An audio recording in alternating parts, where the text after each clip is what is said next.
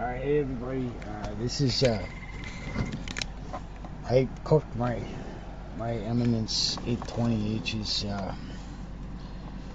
just, I don't know, I should have stopped when I hear it starting to sound like the speakers are gonna fry, but they let go on me, and anyways, I got some new speakers here. Got the Weber 8A150s. Weber 8A150s here. And it's got a really strong motor. It's their most powerful 8-inch speaker. 40-ounce El Nico. So I'm finally getting into some El Nicos here. I like El Nicos. I have amp models, and I always gravitate to the El Nicos for some reason, and I unknowingly sometimes too. I'm like, oh, this is the best sounding speaker. What is it? It's an El Nico, and it's always like that. And I don't know why, but I think it's just the character of the compression and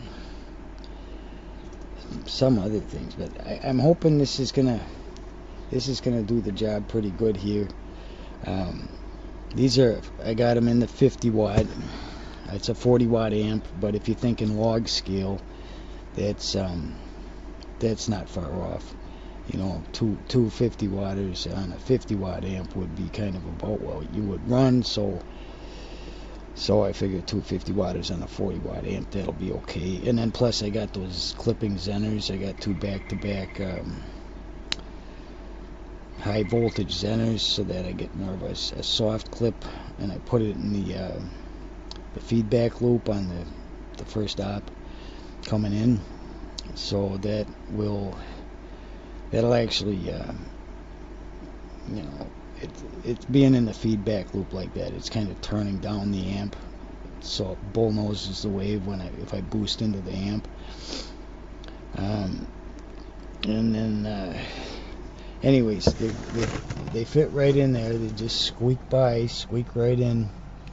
That one's in there. It's all bolted up. Now, I'm not one of the kind of guys that can afford to have two amps. I'd have to let one go if I was going to build the new EPS amplifier. I'd have to sell this, but I want to try to hang on to it as long as I can. But I just wanted to do this video to kind of point out that the baffle in here, this is a custom baffle, and then some custom work on the back side here of the Dirt Road Special, the EHX Dirt Road Special. And I went with aluminum here for the rodent guard. You gotta have a rodent guard, for anything that's vented, that's you're using for commercial sound, because they can get in there. And there's soft stuff in there. You got some damping in there. They'll go get some food and get in there and just turn it into a.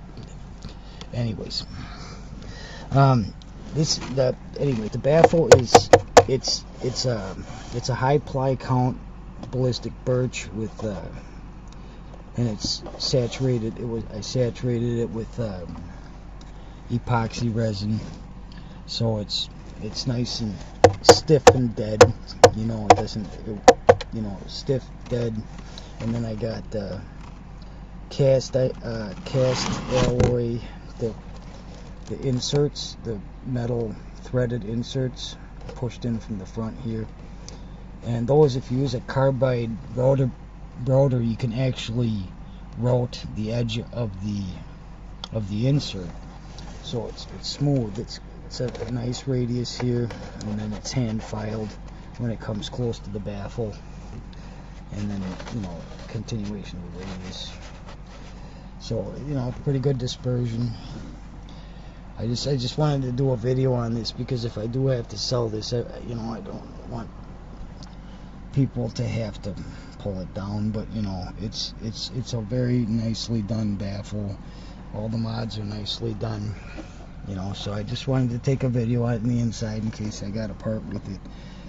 But these speakers are, you know, it's a real powerful Alnico magnet, so I'm imagining it's going to have a low Q, so it'll probably have sort of a tight bottom, but it'll probably extend out. Like Weber says, it has extended bass on this, you know. But it's still, if you have the stronger the motor is, the lower, you know, the lower the Q, and so it's not going to have that, you know, closed back type Q.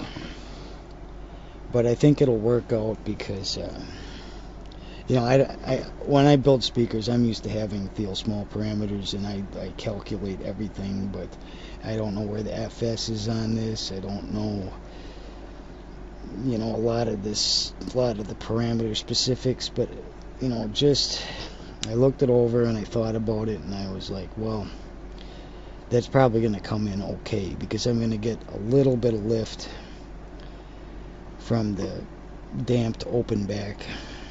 You know, it's a damped open back, because I go for something between closed back and open back. You know, because I like open back, but I like closed back, so I just kind of shoot for the middle with it. And you know, if the FS is anywhere around the 120-ish region, it should wrap around and give me a little bit of Q lift on it. So I think I'm gonna be okay here. I'm gonna wire this puppy up, and I'm just gonna sit and chug the freaking things in. I gotta break them in, get them loosened up. So I'm gonna drive my neighbors insane with my chugging and chugging and chugging.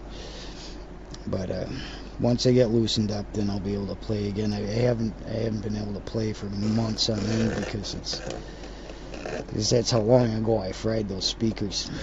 So I'll have this amp back in action, and if I build again, it'll be up for sale. But if I can afford to hang on to it, I will, because I would like to have 2 guitar amplifiers, you know. But anyways, that's the upgrade mod on the Rulg's very special Dirt Road Special. Thank you, everyone. Bye.